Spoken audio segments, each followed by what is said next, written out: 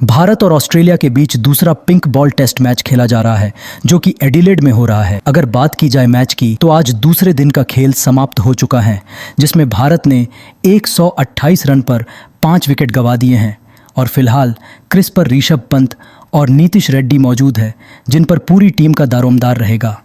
अगर बात की जाए दूसरे दिन की तो लाबुशैन और मैक्सवेनी की जोड़ी 86 रन के आगे खेलना शुरू करती है, लेकिन 91 के स्कोर पर जसप्रीत बुमराह मैक्सवेनी को ऋषभ पंत के हाथों पीछे कैच कराकर मैक्सवेनी को 109 गेंदों में 39 के स्कोर पर आउट कर देते हैं।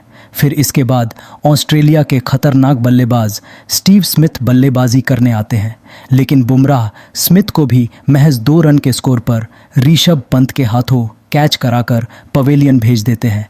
फिर इसके बाद क्रिस पर ट्रेविस हेड बल्लेबाजी करने आते हैं जो लाबुशैन के साथ मिलकर 40 रन की साझेदारी करते हैं और इसके साथ लाबुशैन भी 114 गेंदों में अपना अर्धशतक पूरा कर लेते हैं, लेकिन 168 के स्कोर पर ऑस्ट्रेलिया को चौथा झटका लगता है जब नीतीश रेड्डी मैदान पर जम चुके मार्नस लाबुशैन को 64 के स्कोर पर यशस्वी जायसवाल के हाथों कैच कराकर आउट कर देते हैं।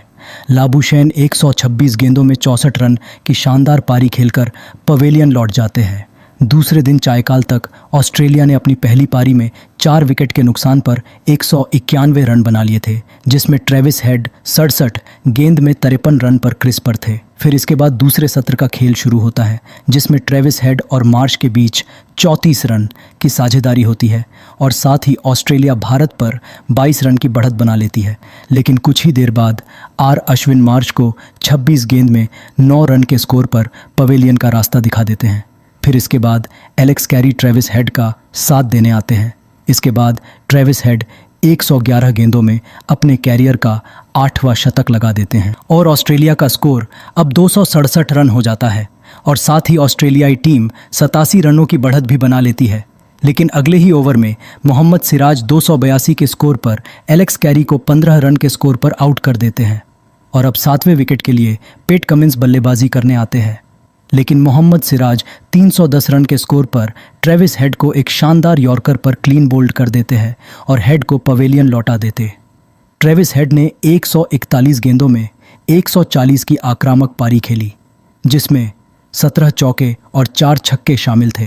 फिर डिनर के बाद फिर से खेल शुरू होता है जिसमें ऑस्ट्रेलिया का स्कोर 332 रन पर 7 विकेट होता है और इसी के साथ ऑस्ट्रेलिया 152 रनों से आगे होता है, लेकिन तुरंत बाद ही सिराज स्टार्क को हर्षित राणा के हाथों कैच आउट कर देते और स्टार्क 18 रन बनाकर वापस लौट जाते हैं। आखिर विकेट के लिए बोलैंड क्रिस पर आते हैं, लेकिन उन्हें भी सिराज महज 0 के स्कोर पर आउट कर देते हैं। ऑस्ट्रेलिया पहली पारी में 337 रन बनाती है और साथ ही 157 रन की बढ़त हासिल कर लेती है। अब भारत दूसरी पारी की शुरुआत करने आता है, लेकिन भारत की शुरुआत बहुत खराब होती है। भारत महज 12 रन के स्कोर पर अपना पहला विकेट गंवा देता है जो कि केएल राहुल का होता है। अब क्रिस पर शुभमन गिल यशस्वी जायसवाल का साथ देने आते हैं, लेकिन 42 के स्कोर पर बोलैंड जायसवाल को अपना शिकार बना लेते हैं।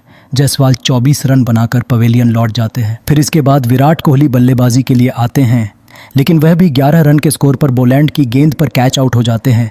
इसके बाद ऋषभ पंत क्रिस पर आते हैं, लेकिन उसके तुरंत बाद ही शुभमन गिल स्टार्क की बेहतरीन गेंद पर 30 गेंदों में 28 रन के स्कोर पर बोल्ड हो जाते हैं और भारत को 86 के स्कोर पर चौथा झटका लग जाता है।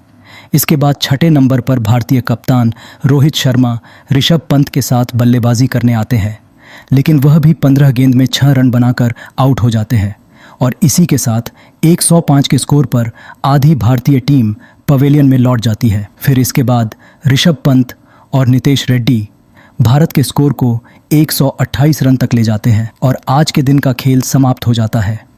हालांकि भारत अभी भी 57 रनों से पीछे है।